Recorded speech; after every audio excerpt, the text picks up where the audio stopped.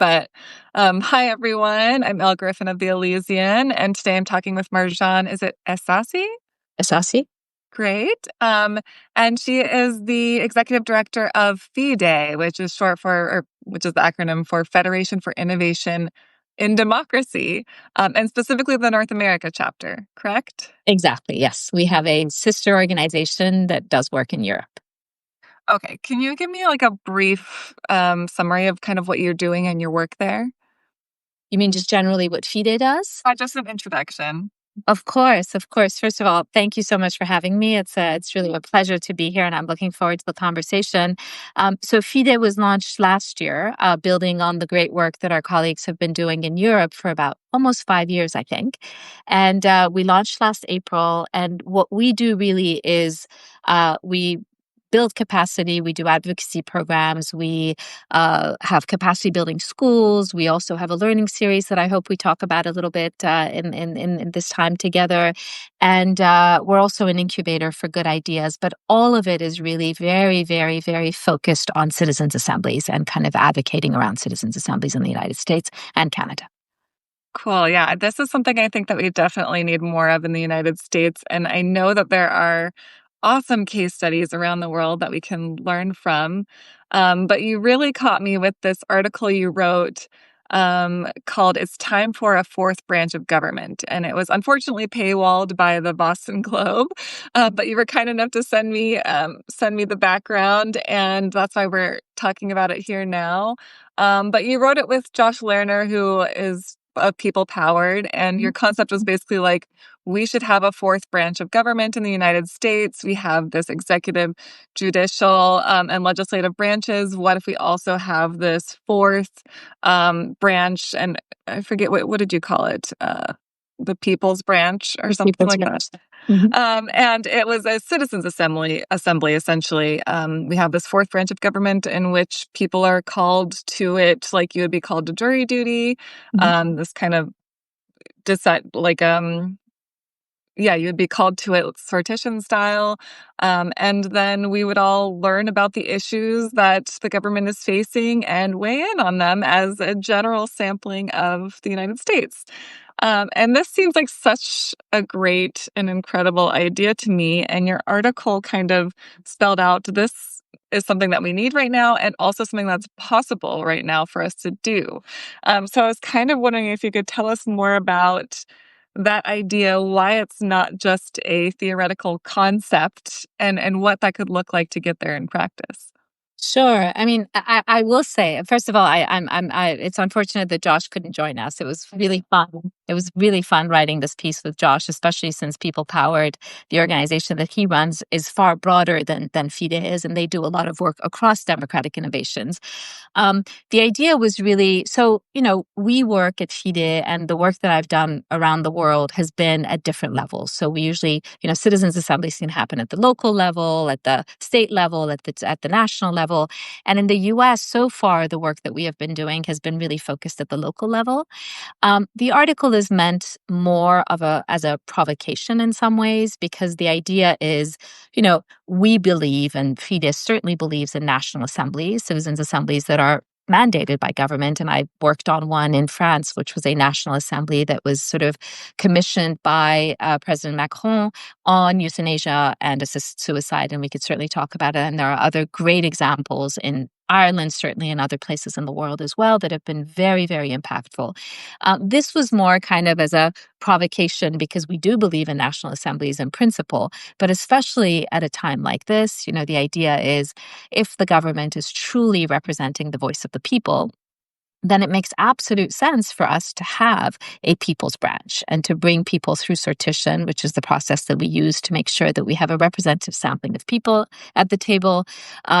It makes perfect sense for us currently, given where we are in the country, to have a people's branch that could act as a checks and balances. And so the provocation was, the government can certainly sort of give us the resources to kind of create this fourth branch of government. And in the absence of that, perhaps it would be good to sort of test with this at the grassroots level. Yeah, I think it's an interesting provocation, especially because I've seen some people even, in comments on my own work saying, why would you be advocating for more democracy when democracy has gotten us into this pickle? And it is kind of interesting. This kind of idea floating around right now that democracy is dying or is not the ideal form of government anymore. But what you're proposing is maybe, I would say it's actually like an innovation on democracy, and kind of a move away from representative democracy as the default form of it, and a little bit. So, I mean, I don't know. I would love to know your thoughts on that. But like, what do you feel about what is wrong with our current representative democracy, and what are the better versions that we should be looking to? I mean, that's a great question, and I think it's a really complicated one. Having lived most of my life in truly non-democratic spaces, I'm from Iran originally and lived in Iran between the ages of 10 and 18. I don't think that the problem is the ideals of democracy. I think it's the way that we exercise our democracy, the way that our democracy is run, that is really the problem, not the ideals of democracy. I actually spent I've lived in the U.S. now for over 20 years, and I spent about 15 years of my time here in Washington working in international development. And in 2016, I decided that I wanted to pivot and work on US democracy. And I'm saying this because I think it kind of relates to the question that you're asking. I went back to school to get my doctoral degree, and my problem statement, my question really was, why are the citizens, the residents of democratic, more advanced democratic countries so disengaged from their political institutions? And are there democratic innovations out there that once you participate in them, give you that thirst and that hunger to be more involved? And that's how I found Citizens Assemblies. So I'm rather new to Citizens Assemblies. I've only been kind of fully immersed in them for the past 6 years now. Um, Based on my research and the work that we do at FIDE, we absolutely believe in the ideals of democracy. I think that what we acknowledge and what we recognize is that our governance structures are completely outdated. The way that we do representative democracy is outdated. Our connection with the government is completely broken. And so in terms of kind of the three areas that we talk about quite a bit, and because a lot of our work is around policy reform, the very first one is that, and this is especially true in the United States, is that, our vote is our voice. And so there is really very little platform. There are very few interventions for citizens of the United States to become truly and meaningfully involved in politics and in decision making in between elections. So we vote for someone, and if we don't like it, then basically we have to wait until the next electoral cycle to change that person or that government. And so we speak very much about that space in between elections and the need to speak and to sort of activate our citizenship beyond the ballot box, so to speak. So that's one area. The other area that we talk about very much, and there's a lot of data around this, Al, is the fact that, people are being asked every day to live by laws and observe regulations that aren't necessarily aligned with their preferences. And so, the gap between people's preferences and the laws and regulations that they have to live by is becoming bigger and bigger. And that is absolutely the case in the United States. And so there's a disconnect. And at FIDE, we talk about putting the public back in public policy. And that is really what that means. And then the third piece, which is one that is really very near and dear to my heart, again, because I lived in Iran, I've worked on North Korea, I've worked on a lot of very, very complicated areas and spaces in closed society in this world, is the idea of voice. I think in the US, we think we have voice because I can stand at a corner here in Washington and kind of say whatever's on my mind. I can write articles, but that doesn't mean that I have real voice. And I think in my book, I talk about voice insecurity as this notion that even if I may have some platforms where I can go and meet with my council member or my mayor, that doesn't mean that I have real voice. And so we're kind of drawing parallels with food insecurity and talking about the fact that our voice is not really meaningful in government decision making. Yeah, I mean, as an American citizen, I feel that. I look at my ballot options every November and I'm like, this is what we have to work with. And this doesn't represent kind of the life that I want to live or my choices. My choices matter very much in the local election, not at all in the national election. There's like, and the national election is what determines most of our life in the US, not the Mhm. local elections. So there does seem to be this disconnect, paired with, to be a politician, you have to be some level of basically social media famous or celebrity famous to be even Mhm. elected, which automatically rules out anybody who might just be like smart in policy, but is the more quiet thinker. And so I definitely struggle with the concept of representative democracy, and I'm interested in innovations. When you say we want to put the public back in public policy, I assume you're talking about not representative democracy. So what alternatives or what innovations are there that would make us feel more involved rather than just at the election ballot? Yeah, I mean, so we actually believe for us at FIDE, we believe that citizens assemblies can be a complement to representative democracy. So the work of citizens assemblies can help strengthen that relationship between the government and the people. And the way that we do it, and currently it's mostly at the local level in the United States, because I think, you mentioned local politics, but I think that when we speak to mayors and we speak to city managers and we speak to council members, even at the local level, there is a level of disconnect. I mean, part of it is also because they will also acknowledge that they often hear from the usual voices. So it's usually the usual suspects, either people who absolutely can't stand that elected or the policies or whatever is going on in their town, or people who are very much supportive. And they're having difficulty also at the local level, sort of reaching marginalized voices, which is why this kind of this component that we use for citizens assemblies, which is the sortition piece, really makes a difference. And having designed citizen engagement processes all over the world for now almost 20 years, there is no process that allows you to bring as representative a sampling of people as democratic lottery and sortition does. Yeah, okay, that really is amazing. Can you tell me about some of the citizens assemblies around the world that have worked? Because I think that when I've mentioned sortition in my newsletter a few times, the question came up, do we really trust a random sampling of of the United States to make decisions? Are they well educated enough to make these decisions? Are they going to know the right decisions to make? But I think we can learn a lot about that from the examples that already exist, the case studies. So could you maybe shine a light on some of those? I'm happy to, and it's so interesting to hear you say that. I mean, that to me. So we often at FIDE will talk about, we assess and we kind of evaluate the health of a democracy based on people's trust in government.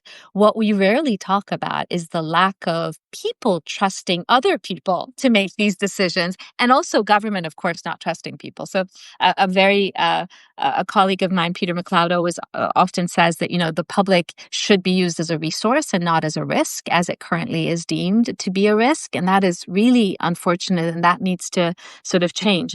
But just to give you an example of a citizens' assembly that I would say has been very successful. So the one that I was mentioning to you earlier, and there are many that I also haven't been involved with that I'm happy to talk about, but so to give you an idea of how big these assemblies can be. So President Macron of France, when he was running his second campaign, made a promise that if he were to be chosen as the next president of France, he would engage in a national dialogue around whether French people think that the law should change to include euthanasia and assisted suicide.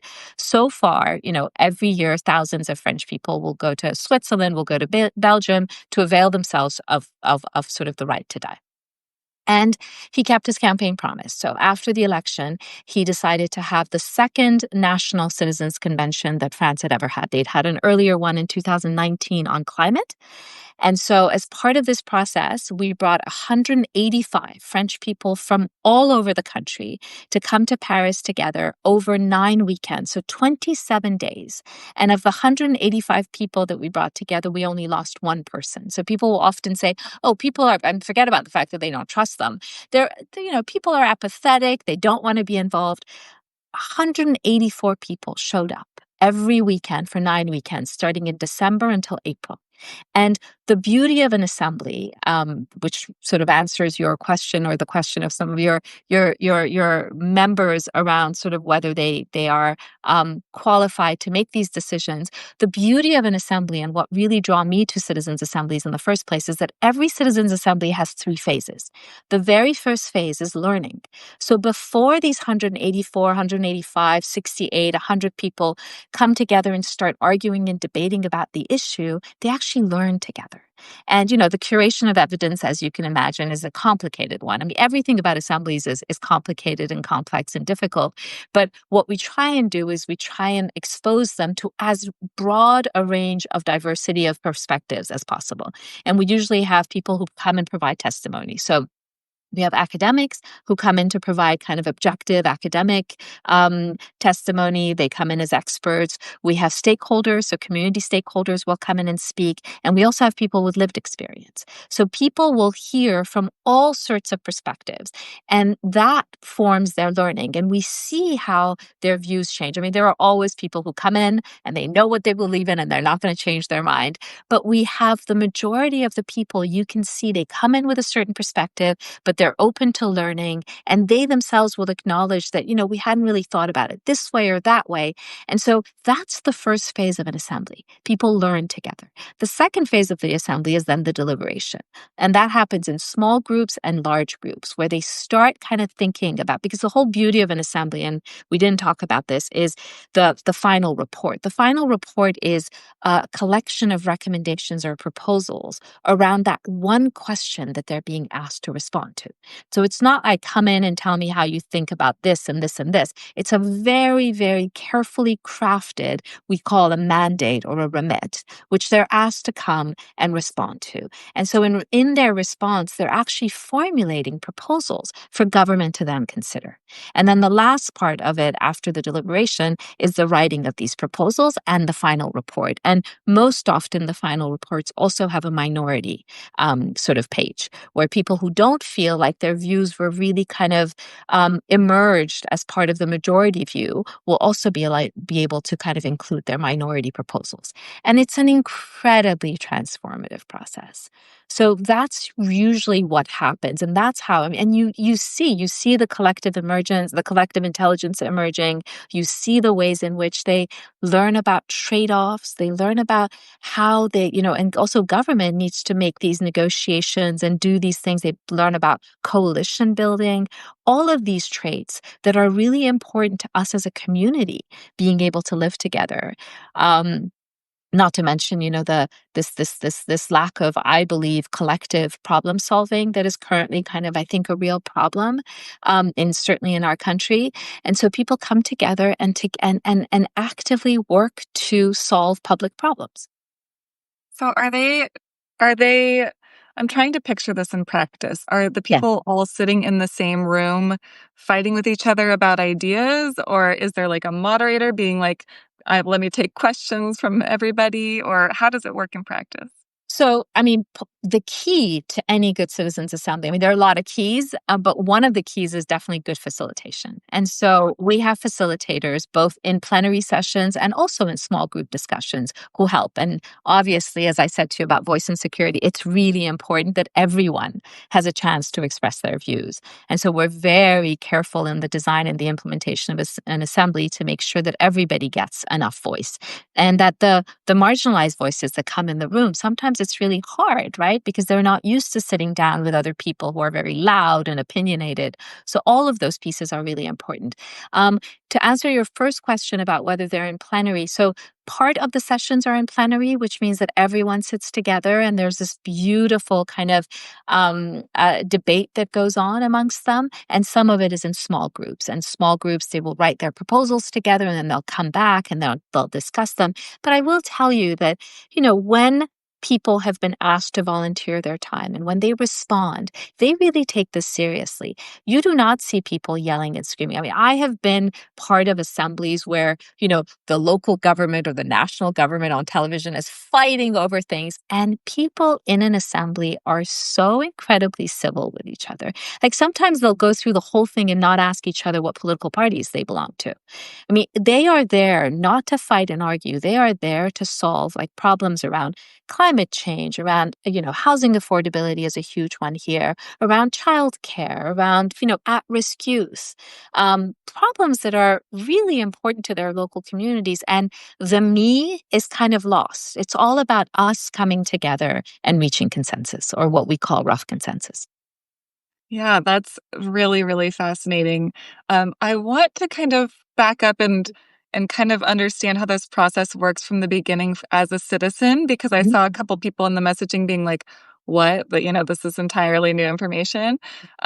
So okay, so I just want to understand. I'm a citizen of France, and what I get a letter in the mail that says you've been selected by lottery. We're trying to determine if euthanasia should be legal in France, basically. And are you available the next 8 weekends? Yeah, kind of. Yeah, you're exactly getting it. Except that in France, it's usually phone calls. So they use phones. In some countries, they use text messaging. But in the U.S., in the few citizens' assemblies that we have seen at the local level, they will receive a letter. So you will receive a letter that is often has the stamp of either your mayor, your city council member, the county, and when you open that letter, and believe me, because it's so new, a lot of people will just throw that letter out. A lot of people will think it's just a joke. Or we also get people who have not voted in years, who don't belong to a political party, and will say in all the surveys and the interviews that we do that I have never been asked to provide this kind of meaningful feedback before. And so that's what drives them.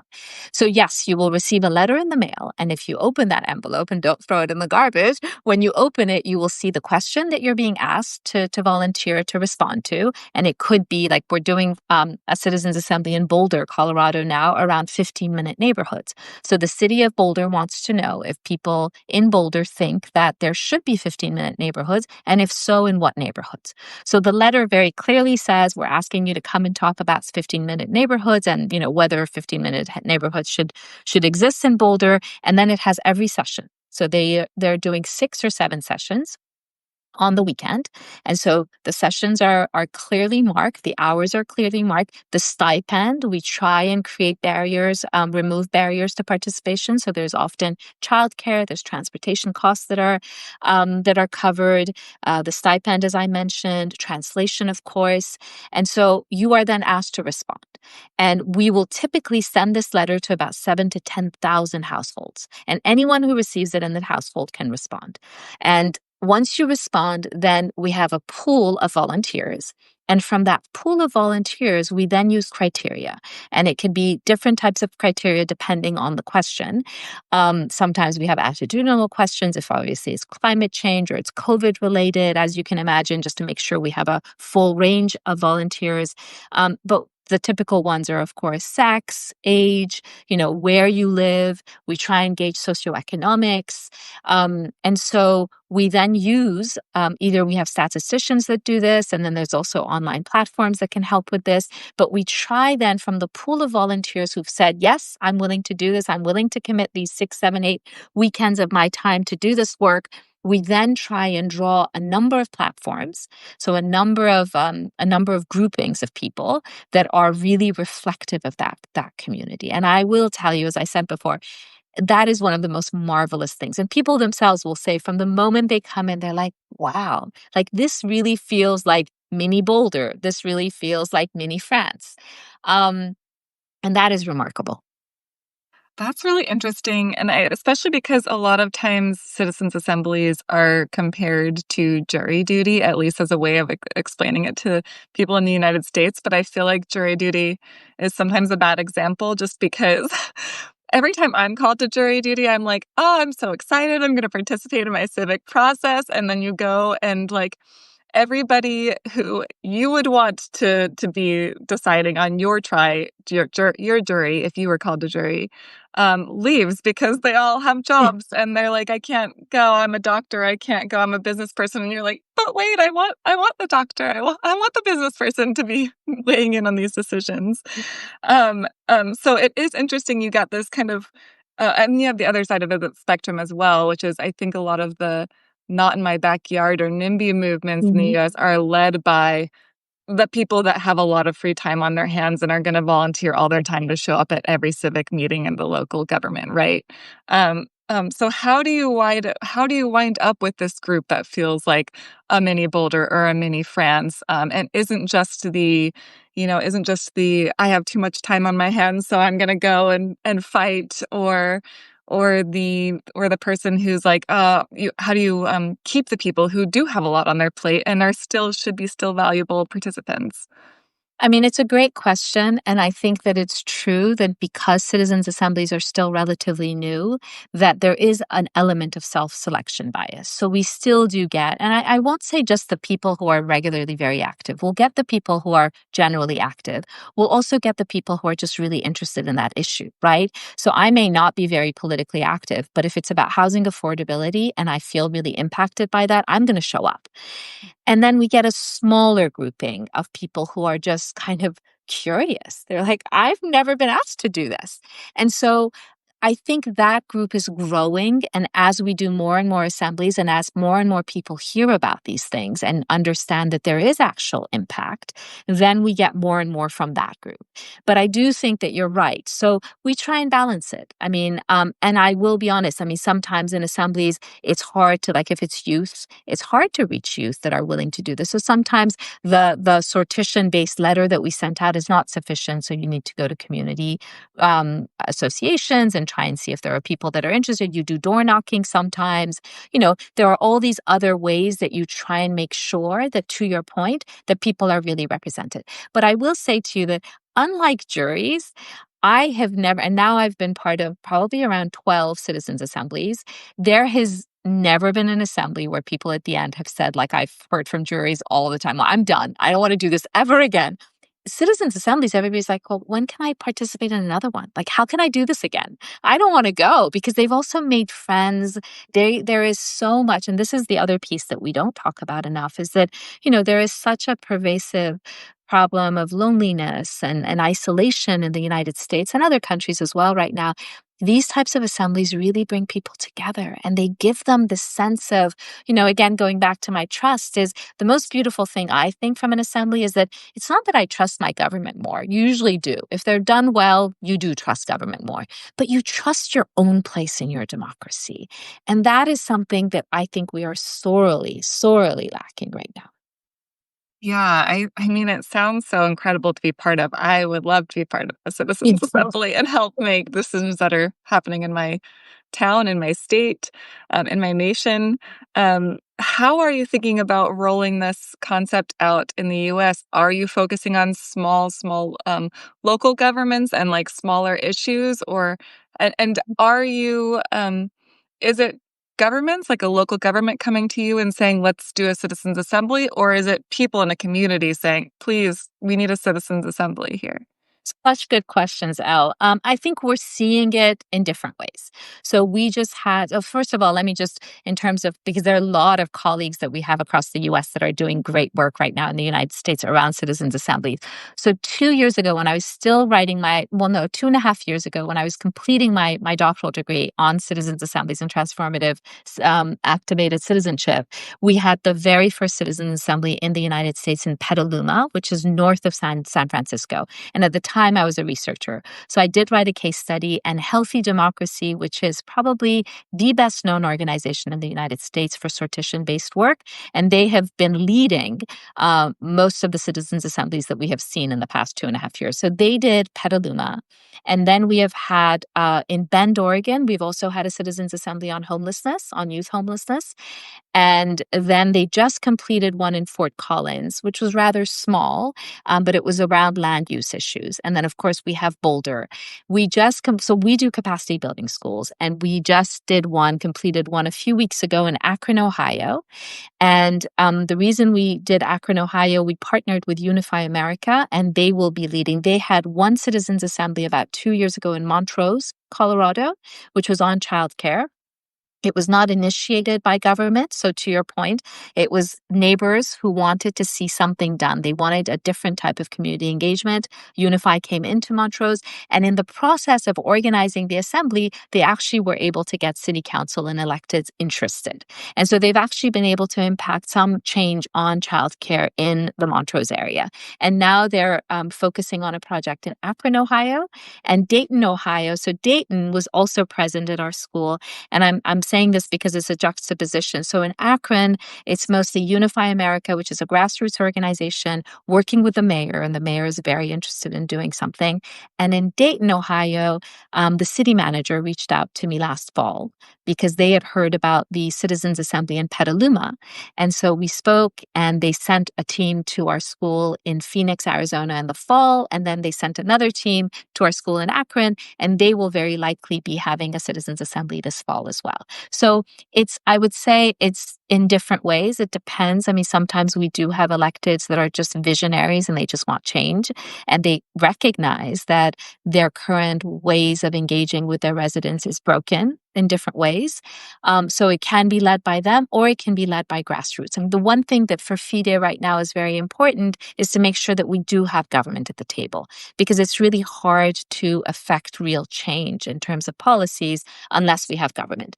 And then another program that we have just received funding for is actually to bring together a coalition of bipartisan governors.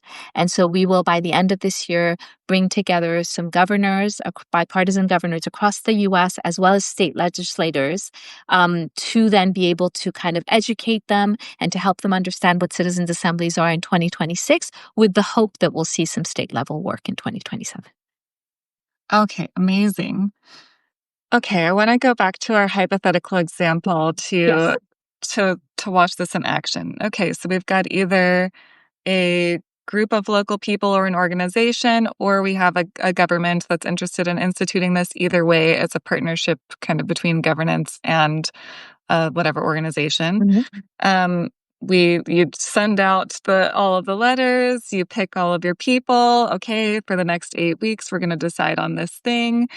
Um, Usually, is this around one specific topic, or it is? Yes. Yes. And that's the kind of the remit that I was mentioning, or the mandate it's called sometimes. Yes, it should be. And it's very, I mean, it takes a long time to get it right, because as you can imagine, you want that question not to be too narrow and too specific, but also not to make it too broad. So people can actually come together and offer and suggest real policy change.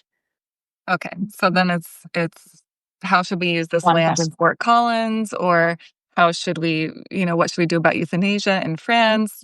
So everybody is going to have to learn a lot about this issue over 8 weeks. And how are they doing that learning? Are there people from one side proposing their side and then debating with the other side? Are you getting both pro and con? Are you reading this at home on your email before you go in person? How does the learning take place? So all of it is very complicated. So reading on your own, you can, and of course I mean, as just imagine whether it's 185 people or it's 45 people, you're going to get people who are representative in many ways, including learning. So it is very hard for those of us who care about process to really try and create a process that takes everybody where they are and accepts them for where they are. So we typically will not ask people to do reading before they arrive. So we will have briefing books for them when they arrive, and it never fails. There are people who have read everything under the sun about that topic before they arrive, because that's just who they are. But we don't make that a requirement, because it's always also the case that, if you're really going to have a representative sampling of people, there are also people for whom learning may not be very easy, or who may not learn by watching, speakers and experts speak at them. And so we try to be very careful about that. I know some implementers have used videos to be able to kind of communicate that learning piece. I have only worked with assemblies that are in person, where the experts will come and speak. Now, often you will have one speaker speak about an issue. And as I said, if you want to represent the broad range, people will not start arguing, but they will ask questions. And it's really important to have, space for those Q&As, because that's a really important part of the learning. What I've often found, and this is always, we're still trying to learn how to do this learning piece better and all the different pieces, is that we often will have them learn in the first 1/3 of the assembly. But often it's as a result of the deliberation that more questions come up. And so I think it would be really nice to be able to introduce the learning at the beginning, but also be able to recall some of the experts back if people want to ask them questions. Currently, we usually do it by email. If they have more questions for the experts, then they can ask those questions and then get responses. So generally, they are panel discussions or sort of single presentations that are led. And it is very important for those discussions to be as unbiased as possible. And we will not bring lobby groups. We will not bring, and people are very smart. The second they feel like they're being manipulated, you will get hands up. People will be upset. People will kind of have mini revolts in every assembly. Um, but it's but they, the other part of it that we haven't talked about is that I think one of the trends that we're starting to see is giving more and more voice to actually the assembly members, because every assembly that I've been a part of, people are really eager to co-create. Like, they're there and they take this really seriously, as we said before. And so I think that, whether you have a committee that is choosing the experts, or it's the sort of the implementers that are choosing the experts, there are all sorts of different ways that this is done. I think it's really important to also allow assembly members to either suggest speakers that they'd like to hear from, or be part of these committees as well. Yeah, that's interesting. Yeah, I could see how you might get some speaker and say, "Oh no, this person is trying to manipulate me, or they have an agenda." That Um, happens. That but that happens makes all the time. sense. And you're saying basically people can raise their hands and say, "I challenge you on this." Yeah. Right there. Or you're being biased, and yes, and we've had that in different assemblies.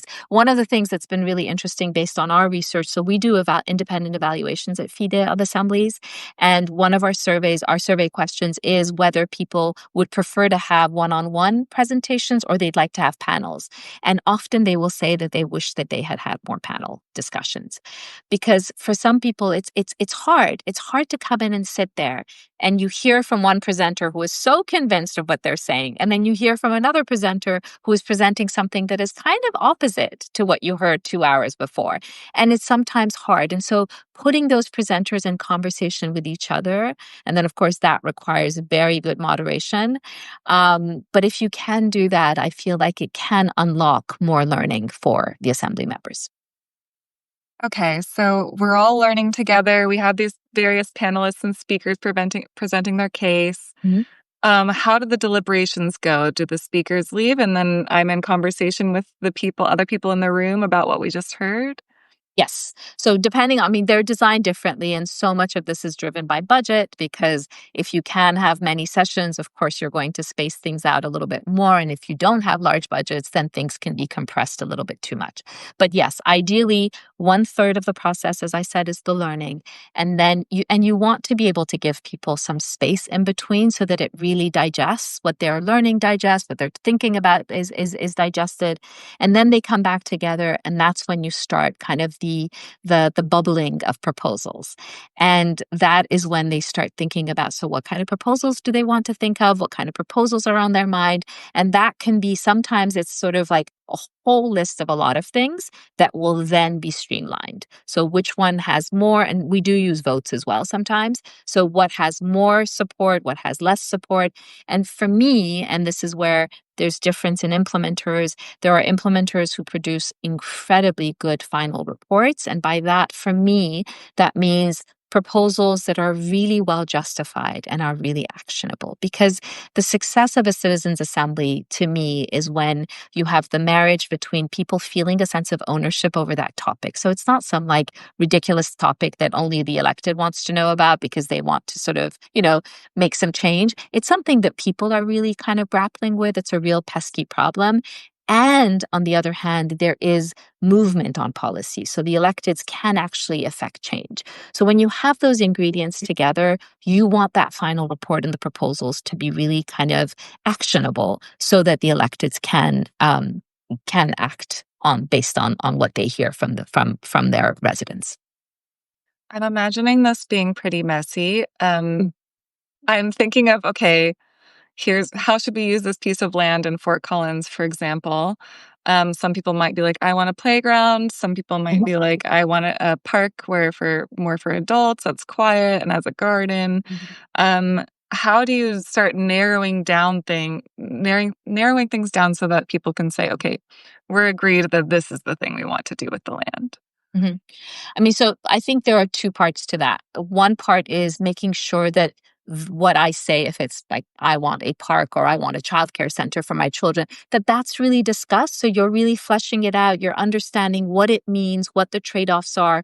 That is really written out well. And then the other ideas similarly. And then what you generally try and do, because the whole beauty of an assembly is this rough consensus idea. So you want to be able to represent what the majority of the people, at least in that room, think is representative of the sort of the common interest of that community. And so you start voting. Sometimes I've seen people have like dots where you vote for the different proposals. They're all around. Sometimes you do it by a show of hands. Sometimes you do it privately, but you try and narrow. Let's say, you have 130 different proposals and you want to narrow it down to 40.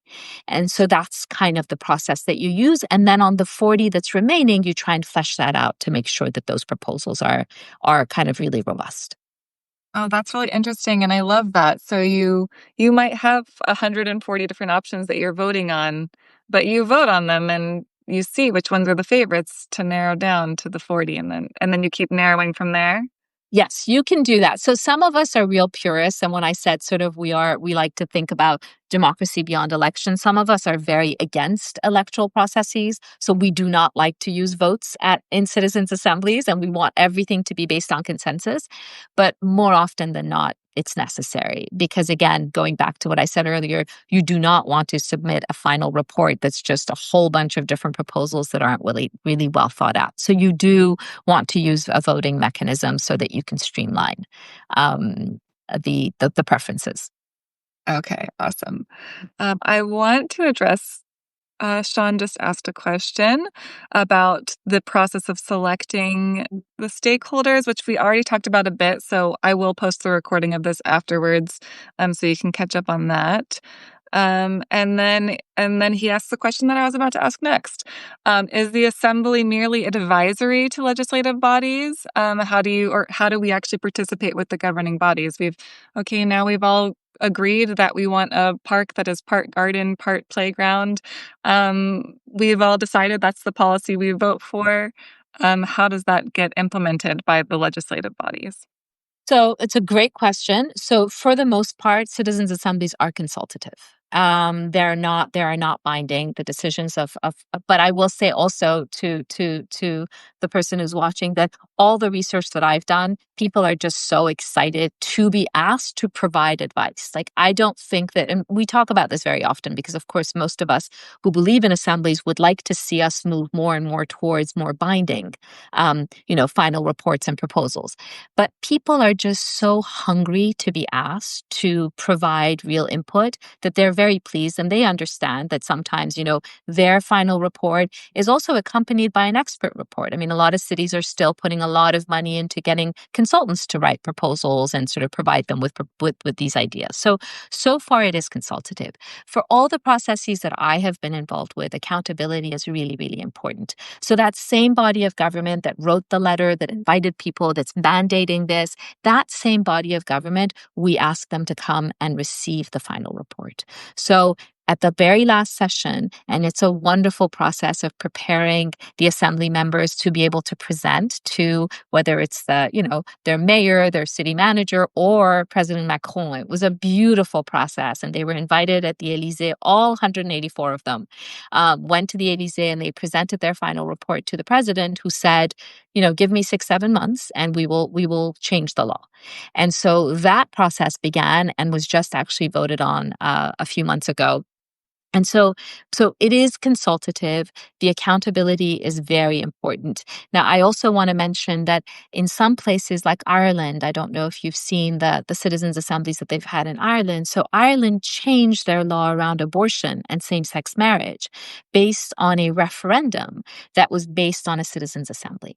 So Ireland had a citizens' assembly of people who came together, 100, I can't remember, I always mix them up, 100 or 150 people. I think it was 100 people who came together to decide whether the laws around abortion should change and abortion should be allowed. And they did the same thing for marriage equality.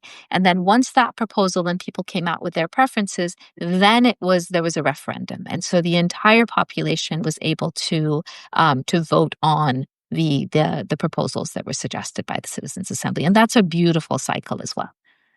I'd imagine there's a lot of social pressure involved in that as well, because how bad of a look would it be to be the representative and your people said, here's what you should do. And you're just like, no, I'm going to do what I want to do instead.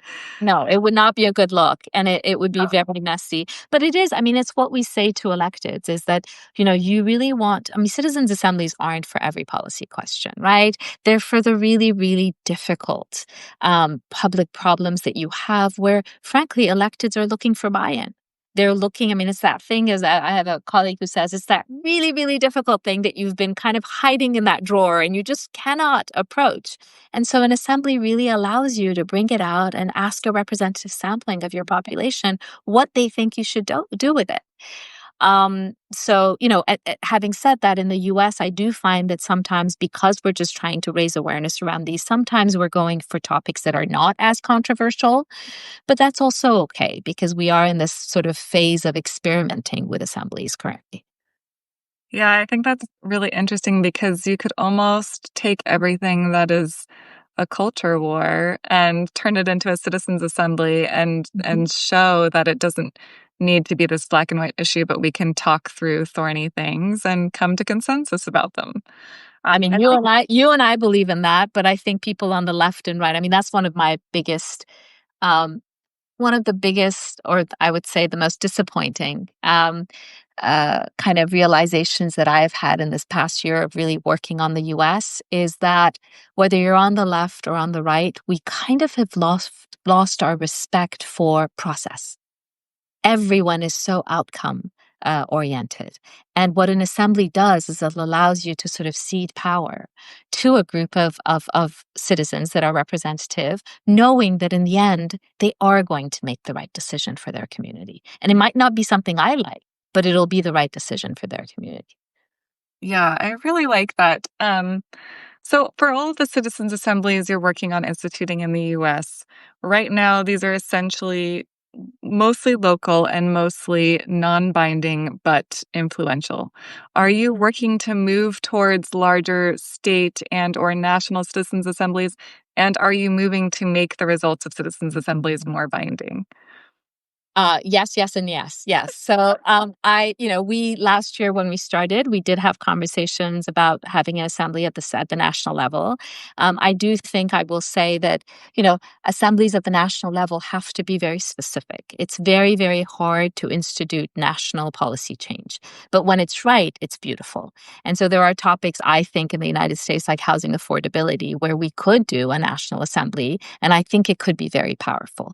And I will also add, Elle, that what I have seen is, the policy impact is one piece of why an assembly is important. And my book, Activated Citizenship, I talk about other impacts as well, which are, that sense of individual kind of activated citizenship. But I also think that having a national assembly just changes the narrative across the country around democracy. Like the way that we talk about then our role and our expectations of what government needs to do for us completely changes aside from that policy impact. So to answer your question, yes, we are currently very involved at the local level. Most of our conversations are with city managers, or with mayors, or with council members. But as I mentioned, we are launching this. We just hired someone who's magnificent, who's working on our team now to lead our governor's initiative. And so I'm hoping that that also just changes the conversation at the state level as well around assemblies. And hopefully, I don't know that it'll happen in the next 3 years. but if, at some point, yes, I would very much like to see National Assembly in the United States. And Canada is actually just about to start, and Canada is far more advanced than we are. They're about to start a citizens assembly for youth. It's a youth assembly on climate that they're launching in August. Um, I would love to see us follow suit. But yes, I would like to see the decisions of an assembly become more binding. I think we have a long way to go. I think that before um, I I kind of agree with that. I think I want to be sure that the process around assemblies is one that is really robust, so that the learning that people are getting is one that is really complete. I think we have a ways to go. But yes, as a North Star, I think it will be a beautiful, beautiful place to be if at some point citizens assemblies are binding. Are they binding anywhere in the world? I don't know of anywhere where they're binding. I know that we have a colleague who works in Poland, and I believe that, though I've not worked on any assembly in Poland, but I do believe that if there's some, because for us the threshold around sort of voting is usually kind of three fourths, and I think that their processes in some cities, at least in Poland, are that if 80% of a citizens' assembly's proposals are approved by the assembly members, that they need to become law. Oh, that's cool. It's very Okay. The article you wrote for the Boston Globe, It's Time for a Fourth Branch of Government, was a provocative piece that said we should have a fourth branch of government that's a citizens' assembly that informs the government. I was curious while I was reading it, if we're going to be this provocative and make this suggestion, why not replace Congress with a citizens' assembly, sortition elected? I know that's been a concept that has been floated a lot of times in the various government innovation space, but I'm curious your thoughts on that. I mean, I respect government. I am one who believes in government. I have a brother who's a member of parliament in Canada. I do believe that there are people who are born to serve, and I think it's uh, a beautiful way to live one's life. I think that we need to be really careful about separating bad governments and bad electors and those who are not really serving their people from people who really are here to serve us well. So I'm not sure. I do think that, as I said earlier, citizens' assemblies are a wonderful complement, and they do think. I mean, I came at this. I'm a huge social movement person. I started in human rights, and I'm a lawyer. I believe in sort of people power, and I believe in strong social movements, but I also do respect government. And it's hard every day, especially right now in Washington. It's hard to believe that, and it's hard to live with that belief deep down. I just think we need to change the way that we do government, and I do think that we need new innovations. We need to and that's hard. I don't, I'm not, I am, I say that, with a sadness in my heart, which is that I do believe that the United States has lost its imagination when it comes to governance. And it's very hard because we're living in a country that is so ahead in terms of business innovation. And yet, when it comes to government innovation, we are just so backward. So you still see value in representative democracy, and you just want to kind of add to it, basically. For me, yes. Okay. Yes. I definitely agree with you that there's a lot of good that government can do, and that there are people called to serve, and there are people that should be legislators who are the people that can understand policy to the nth degree and how to implement it. And you need everybody. You need the economists. You need the think tanks. You need everybody to inform that. Um, I guess the representative democracy, as I know it, as far as we need to elect these people to represent us. It I don't have an alternative to it except for maybe the citizens assembly idea. So that's why I was curious if they were ever, one could replace the other, if they're only ever complementary. Well, so let me mention something too that I didn't before. So they are, in Europe, we are seeing permanent assemblies that are part of government institutions. So the city of Paris, for instance, has a citizens' chambers within the Paris City Council. And so what they do is they do agenda setting, and they also then will write proposals. The government of the Bundestag, the German parliament, started last year experimenting with a citizens assembly within the German parliament. So imagine our Congress having a citizens assembly within it, which would then kind of help with policy proposals. So those kinds of processes, I think, are marvelous. Interesting. So in the US, if we had had something like this, like a permanent citizens assembly that was our fourth branch of government, we have to pass this bill through Congress. Would would the citizens assembly be weighing in on that and be voting on that as well as Congress?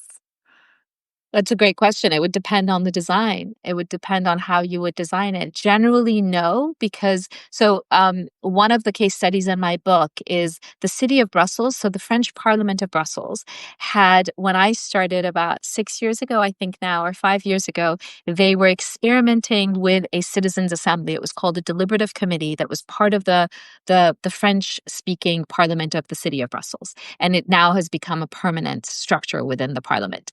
But at the time, they had their assemblies were made up, which is a really interesting idea as well, was made up of assembly members that were made up of regular citizens of Brussels plus parliamentarians. So for every issue, and the one that I covered was homelessness, there were, I think, 40 or 42 maybe residents of Brussels plus 16 members of parliament. And the reason I say this is that at the end, the very final session, when the voting happened on the proposals to see what percentage voted on each of those proposals, the votes were separate. So the assembly members voted separately because the Constitution doesn't allow the assembly members to vote with the members of parliament. So that vote was done separately. So yeah, I mean, that's a possibility. Yeah, it's interesting because I struggle to imagine how that would go, because even just the way that this last budget was approved, you're just like, how is everybody letting this go like this? And everybody is threatening each other and trying to make it happen. And my immediate thought was, it would be awesome if there were everyday Americans involved in this process who could say, no, we shouldn't have this, or no, we shouldn't do that. But at the same time, I struggle to imagine if they're voting alongside the same Mhm. Congress, um, what would the influence be? Uh, Well, there were so many problematic issues with that. I mean, imagine if there was been a learning phase before they voted on that bill. That would change so much. I would yeah, like to. that's true. That's a good point. If all of Congress and all the citizens' assemblies are getting a learning phase. Yeah. Yeah, that's interesting. Yeah, I love the proposal. I love the concept. I think that we should do it. I'm a big believer. Um, Where are you based out? I am based out of Salt Lake City. Oh, okay. I'm in California right now. But I've been interested in these kind of things even because I lived in California for a long time and now live in Salt Lake City. And I've found it so much easier to engage with my government in Salt Lake City than I did in California, probably because Mhm. size is a factor. And there is a lot more community involvement. And in addition, when we were living in California, we were surrounded by people who kind of all thought one way politically, whereas in Salt Lake City, my neighborhood is such a smorgasbord of people. From you'll have the diehard Republicans, and then you'll have like Mormon Republicans, and then you'll have all Democrats that all just came from California and are now in Salt Lake That's City. interesting. And we All have in the same neighborhood. all in the same neighborhood, my street, and we have block parties. Wow. We have block parties all the time, and everybody gets along and is really great. And so for me, um, I can see very well from this current standpoint of my neighborhood how all these people with differing ideas about the world are still friends and have a block party and get together for various porch hangs. And yet in California, that might have seemed Right. infeasible to me Mhm. that I could ever be friends with or agree with somebody. But we had we had different neighborhood improvement projects happen in the recent times, and we were all in agreement about those things and what Mhm. those should do. Mhm. So I think there actually is a lot of agreement when you think about what we actually want to happen at Yes. the local level with your community. Mhm. You don't need to vote or you don't need to agree on who you want your president to be, but you can at least agree on what you should do with your neighborhood street. 100%. And things like that. So I see a lot of value in that, and I see a lot of value in being able to get involved. And I want to learn more about this. I would love to go visit a citizens assembly in the U.S. just for research for my book. Yeah, Uh, of course. That's why I asked you where you were to see if there was an yeah. assembly that was happening. Well, we can certainly be in touch, and I'm going to be in Boulder early September for the Boulder Assembly, but there will be for other ones. Yes. So I'd be happy to help you kind of figure out where. And we're actually FIDE is thinking about putting together a map of the different assemblies now that they're sort of Oh, starting to grow. Yeah. yeah. If journalists are allowed to come watch, I would love to be a spectator. It would be really fascinating. Cool. Okay. If anybody else who's watching this has any questions about this idea, feel free to put them in the comments and we'll make sure that we address those here. Um, you said you wanted to talk at the very beginning, you wanted to talk about learning centers and education, I believe. Um, can you expand on what you meant by that? Oh, you mean our learning series? Yeah. Yeah, no, it's just something that I wanted to talk about in the context of what we're doing at FIDE.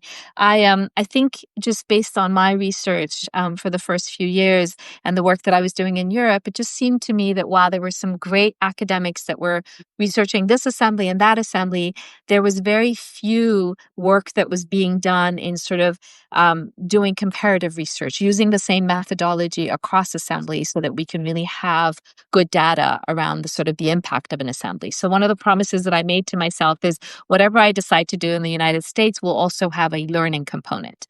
And so we have been very fortunate to receive some funding from Ohio State University that has allowed us to hire a lead evaluation fellow for each of the assemblies that are happening that we're kind of working on to be able to create a case study. And so it's a small budget, so it doesn't allow us to do control and treatment groups. But what it has allowed us to do, and we started this last year in Canada, Canada had a Citizens Assembly on Electoral Reform in Yukon, the territory of Yukon. And so we did our first case study, which is on our website on that. And we have another case study again in Canada, Victoria and Saanich, which are two cities in British Columbia. And this is actually a very interesting citizens assembly where the two mayors, because of such high levels of shared sort of public sector sharing across the two cities that are next to each other, I think one of them is about 90,000 residents, the other is about 110,000 residents. They decided to ask an assembly whether they felt like those two cities should amalgamate. So they brought 48 residents together, and that case study is going to be released in August. And we're very excited about that. And then we're another one of our assembly learning series case studies is on Boulder. So that will be the final session for Boulder is early October. And so we will likely release that sort of sometime in the fall, early winter. And the idea there is we do baseline surveys, we do end-line surveys, and then we have this lead evaluation fellow who is typically a PhD student who will then observe the sessions and then do between 8 to 12 in-depth interviews of both participants, but also elected representatives and implementers and facilitators to be able to sort of tell the story. And they're typically 40 to 50 pages long. Um, and that allows us, one of the things that I have found in the US is that when we talk about the impact of assemblies, we focus very much on policy impact, which is very important. But when we talk about impact, we talk about impact both on the policy level, but also in terms of kind of individual impact. And that, we've been talking a lot about learning and the fact that I think that, having an informed citizenry is a really important piece of having a healthy democracy. And so we like to gauge those individual impact pieces as well with our case studies, as well as societal ones, and that kind of that building of community and sense of belonging that happens as a result of an assembly. So the case studies allow us to tell that story, plus, of course, the increase in trust if that's happening, and then increase in legitimacy and transparency. Yeah, I could see there being a lot of benefits all around because of that. I would imagine that I would feel much better about my government if I was actively a part of it and could actively change a part of it Mhm. based on the needs of my community. Um, I think that's really interesting. Um, And your government will trust you more because I mean, right. initially I used to actually think it's so charming that electeds will come and watch people at work and say, wow, Marjan, they're really committed. They're really taking their job seriously. And now I actually just get angry because it does speak to this lack of trust that we have, I think, in people and their ability. Well, this is, and maybe this is too complicated of a thought to have out loud, but what I'm thinking of in my head is that we have a lot of times in the US, power kind of defaults to whoever is wealthy enough to make their agenda happen. And I was even thinking of this in the context of complicated technologies like planeteer surveillance that could be used Mhm. for great good if in the right hands, but could also be used for bad if in the wrong hands. But we default instead that power goes to whoever created it and is thus the like wealthy founder of it. You know, Peter Thiel in this Mhm. case study. And I was just thinking about how much better we would feel if whatever board Peter Thiel has to report to was made up of the stakeholders and the citizens who are ultimately the ones who are going to benefit or not from this technology being used in our Mhm. country for surveillance.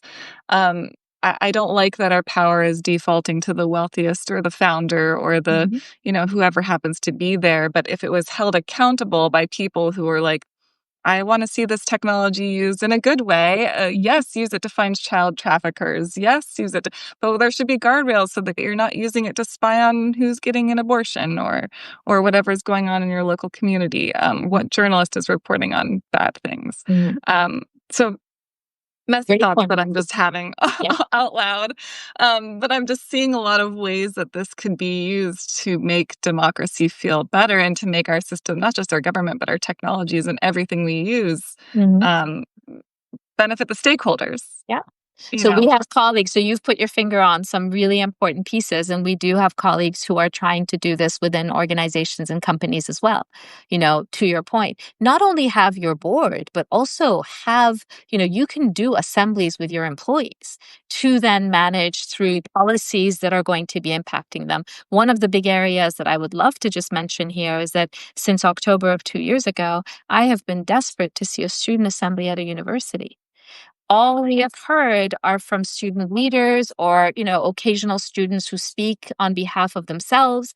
Why not have a university show the vision, show the boldness to set up a student assembly where students could come together, students that are randomly chosen could come together and talk about the idea of pluralism. What does it mean to live on a pluralistic campus these days?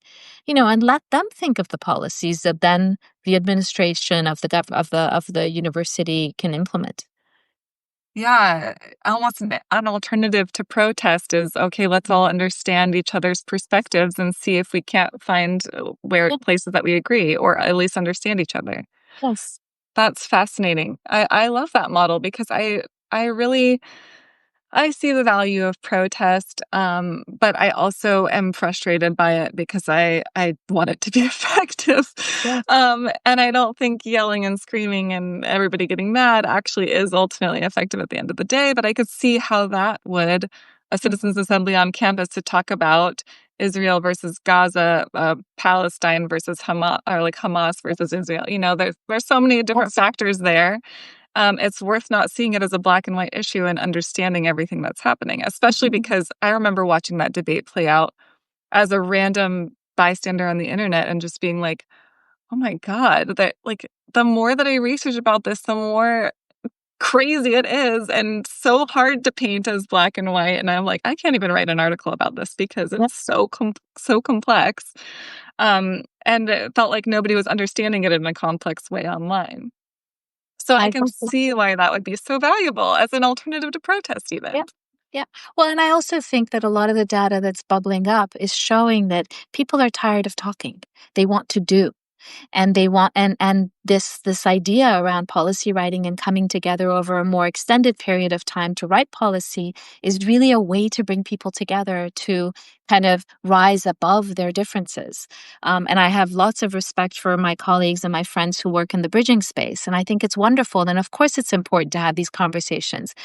But I think we need to have conversations that also lead to something concrete, that allow people to come together, to write policies, to propose things, to make recommendations. Yeah. Have you seen citizens' assemblies be used outside of governance? So you mean not be mandated by government? Well, like I mean, we're talking in academics here. We've talked a little bit about business Yeah. use cases. These are kind of interesting use cases outside of how do we, inform Yeah. policy.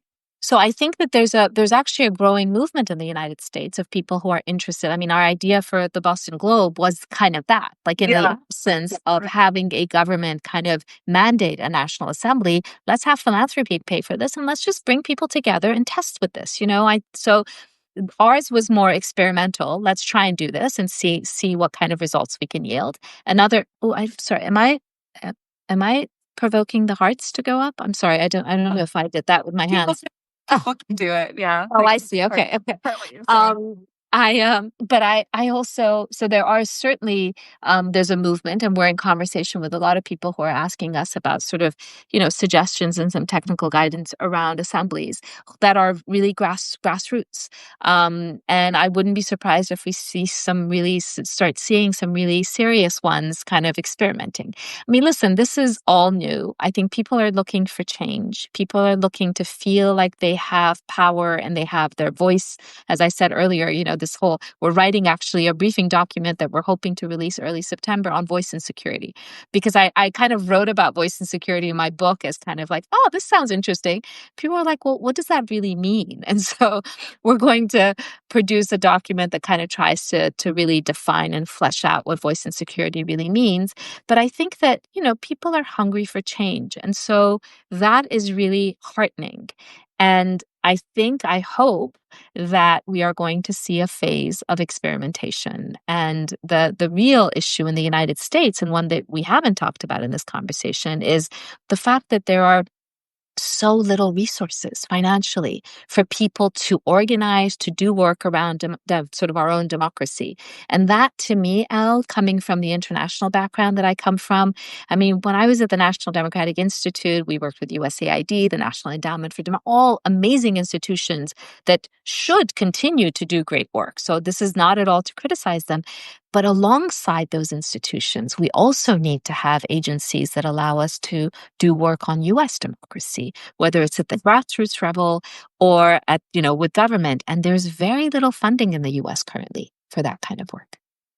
Yeah, the funding piece is always is an important. I think that's another reason why a lot of times power defaults to wealth, just because you have the money to make it happen. If Mm-hmm. I had all the money in the world and could just like launch a citizens assembly in Salt Lake City, I would do it tomorrow. But I would need to attract funding to be able to pay everyone to show up and to be able to pay all the facilitators. And I'm imagining this is a very expensive process to It's roll out. expensive. It's expensive, but I will suggest to you that we have done this in the past where we have brought community foundations. Community foundations are becoming more and more interested. And so if you do have a few foundations, sometimes we just have informational sessions with them for them to hear. And of course, if you have a mayor or a council or, city manager that's interested in doing this work, bringing those together, you may just be able to find the mix that you need to have an assembly in Salt Lake City. Yeah, okay, that's interesting. Yeah. One other thing that you made me think of is maybe a similar analog in business would be like a energy cooperative.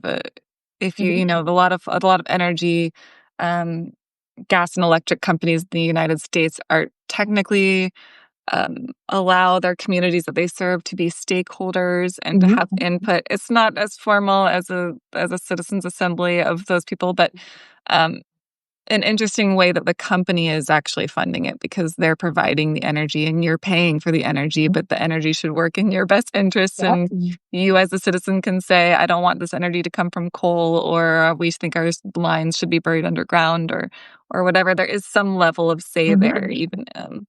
even at a company and funded by the company, which is interesting. I think that's a brilliant idea. You mean to bring a random selection of people who belong, are members of the cooperative, to make decisions around the way that the cooperative makes decisions? Yeah, it Yeah. kind of already exists yeah, like mutuals or cooperative like energy Mhm. companies. But maybe a little bit less formally. There's some voting mechanisms, but maybe not as much of a learning period or like a specific here's a 9-week thing, the Yeah. 8-week thing. Um, but yeah, Interesting idea. that's interesting ideas. Okay, that's really cool. Okay, so one of the things we're doing at the Elysian this year is we are creating an action league. We've been very focused on publishing the last couple of years and doing print pamphlets, but there's so many people who are just hungering to take action now, and we're starting an action league to be like, how can we actually implement these things that we're talking about and writing about and having ideas about? Yeah. So for everybody that's watching, who is so bought into everything that you're saying and wants to make this happen, what can we do in our communities? What places should we, what organizations should we get involved with? What should we do to try to make this more part of our local governance? I mean, I think that, I mean, I would say if you're interested in kind of instituting a citizens assembly in your city, for instance, the first thing you want to do is kind of bring a number of people together that believe in what you're doing. I mean, I'm in DC and I work at the national level with cities around the country, but we also are starting a cohort here in Washington. And there's some great people who are really interested in doing this work in Washington. And so I would say bring a group of people together that are interested in this work. Start talking to your city council members, start talking to your mayors, start talking to your city manager. I don't know, everybody lives in a different space. And so it depends on who can be the decision maker behind this, who can be the mandating body around this.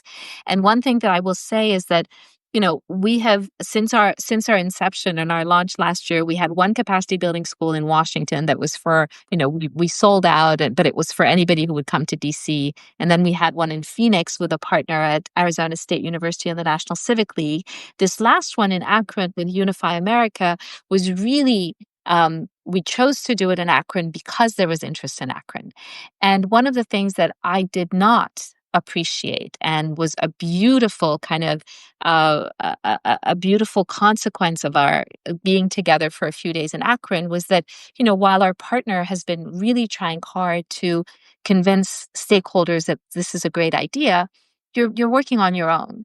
And so bringing FIDE and having us bring other implementers and leading these schools with stakeholders, some of which might be skeptical, right, was a wonderful way to kind of increase the legitimacy of citizens assemblies. And so we have a wonderful program manager who just started with us a couple months ago, and he and I have been talking about sort of maybe our model should, because we're also new, you know, we're evolving every week, and maybe one of the models that we should start thinking about is actually having place-based schools.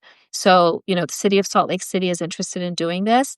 Elle contacts FIDE, and we come out and we do a school for a day with just your stakeholders, with people that you think you need to have around the table. And that could be city representatives, it could be sort of staff on the policy side, on the community engagement side, it could be community leaders that you think are really important to be a part of this and to be able to convince community foundations. And so I would say if anyone who's watching is interested, please contact us. We're more than happy to help in ways that we can. And we're also happy to help sort of direct you in the direction of other implementers that are doing this work. We, as FIDE, we talk about our work in terms of training, designing, and evaluating. We are not full-on implementers. We won't come in and do the whole thing from A to Z. We don't have that capacity right now. But we very much will hold the hands of cities that are kind of in the process of doing this or are interested in doing this. So please don't hesitate to contact us, and we'll certainly either help you ourselves or put you in touch with others who can. How have some of the other community organizers done it? I'm just thinking of what you said about contact your contact your mayor. Contact. I was like, how do I do that? Yeah. What? What would I saw, for example, one person said that they started a pancake breakfast in their neighborhood, and when they did it, they started collecting everybody in a WhatsApp group, and over time they just kept inviting neighbors, and people would just see it happening on the street and start coming, and it just became like this huge group and this huge WhatsApp group, and that kind of became people started using it to like be like, we should help out on this cause, or like this thing is happening in our city, everybody should weigh in. And we have something kind of similar like that in my neighborhood. We have Whiskey Wednesday, which is all the women in our neighborhood gather in a front lawn, and it's, yeah, it's like become huge. So like I can see the idea of like grassroots communities kind of coming together for these Mhm. larger purposes. Do you recommend starting with community building, or do you recommend starting with getting involved with government agencies and organizations, or are there already existing nonprofits people should get a hold of? Or I mean, that's such a good question. I think it depends on your community. I think always having a group is a wonderful idea. So I would, in Akron that I just mentioned to you, I was asked to speak. They have what they call Civic Saturday. And so I think it's once a month they get together on the Saturday, and it was incredibly energizing. And it was so wonderful to be a part of their Civic Saturday when we were there at the conclusion of our school. So I would say, yes, you can start with, I mean, we in our neighborhood here in Washington since January, because so many people have been laid off from USAID and NDI and the NED, we've started a small group here to be able to support those who've lost their job. And that has become a very sort of civic minded group. So I would say anything that you can do to bring that community together across neighborhoods or within your own neighborhood, I think that's a great start, because some of the work that you need to do first is just to do that work amongst yourselves. And it also allows you to start thinking about maybe what those public problems are. And then when you approach your electeds, you can say, well, this is an area where we think is really important for us to do something. Ballots are a good way to do that. Starting with petitions is also a wonderful way to do this. And then sort of starting to sort of meet with electeds. And I do find, I mean, we here with our council members, we have a mix of council members in DC, some of which are very interested in assemblies and others have not been as interested, but we're also building those. And again, it's something that's very new. So if it's about an assembly specifically, you have to build those relationships over time. okay, that makes a lot of sense. Um, Sorry, I've been taking like No, no, crazy that's okay. notes. Yeah, that's right. You've given me so much to work with. Let me just review what I've written really quick to make I'm sure. also writing Wednesday whiskey. I like that idea a lot. It got too big. We had to diversify. But okay. I feel like that's a really good start. Is there anything that you want to add that we didn't talk about that you think is important for this conversation? No, no, I'll go back to what I said at the beginning. It was really fun to write this article with Josh, and I'm sorry that he couldn't join us. I know. People Powered also, just please do take a look at them. They do global work, they do amazing work.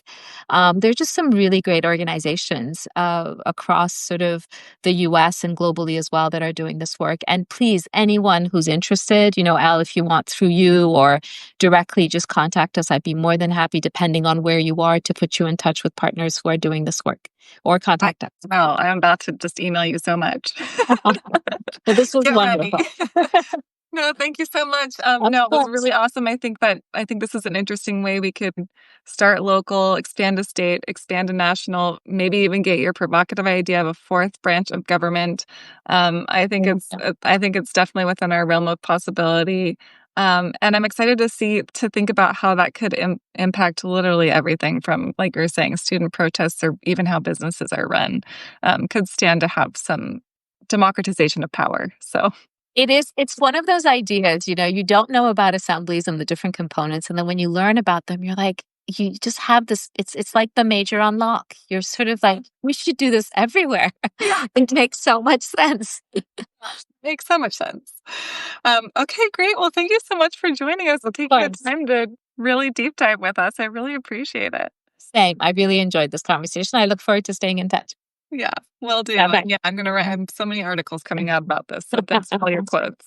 Of course. And drop me your address. I'll send you my book too if you like. Yes. Of All right. course. Bye. Thank you, everyone. Take care. Thanks so much. Bye.